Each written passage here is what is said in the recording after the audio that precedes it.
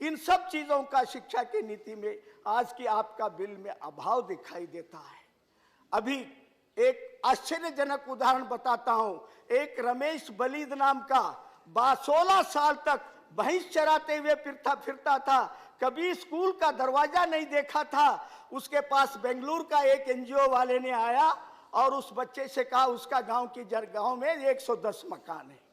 इस लड़के से कहा कि तुमको हम अंग्रेजी पढ़ाने ले जाते। 16 साल का लड़का एक दिन भी स्कूल नहीं गया, केवल भैंस चरा के रहा अपने कंधे पर लाठी रखकर। जब ये जाने के लिए हिचकिचा रहा था अपने माँ को छोड़कर, इसका छोटा भाई ने कहा, बड़े भाई हम भी पढ़े नहीं, तुम भी पढ़े नहीं हो, तुम जाओ, मैं माँ की चिंता करूंगा। आप आश्चर्य करेंगे, यह बालक 16 साल के बाद पढ़ाई के लिए गया। केवल 4 महीने वो इंग्लिश पढ़ा।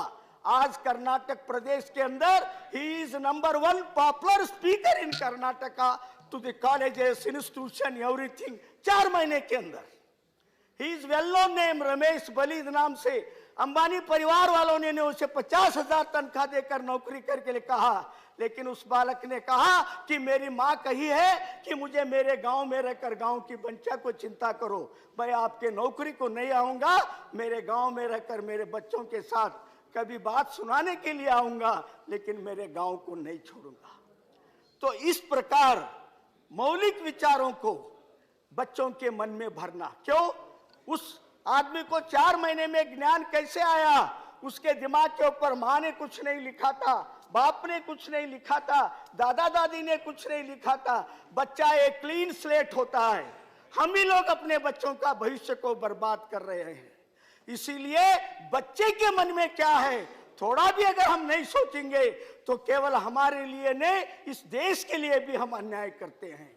इसीलिए मैं फिर एक बार कहता हूं, अपने जो एपीजे अब्दुल कलाम की जो सोच है, उनकी जो शिक्षा की नीति है, लीड इंडिया नाम का जिस संस्था से वो पढ़ाई को प्रोत्साहित करते हैं, वो कहते हैं कि पहले बच्चों से इंटरेक्ट करो, उनकी मन की भावना को समझो।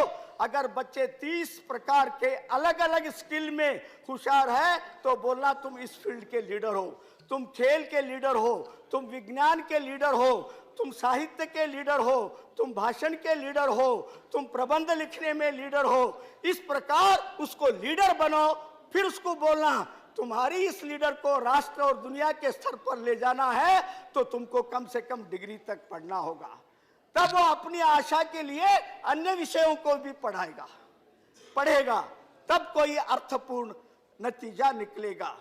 दुनिया के अंदर हम कहते हैं कि सबसे ज्यादा जवानों का देश भारत 220 में होने वाला है, लेकिन नाम से जवान है, अगर इस देश के जवानों में वो चेहरा ही नहीं है।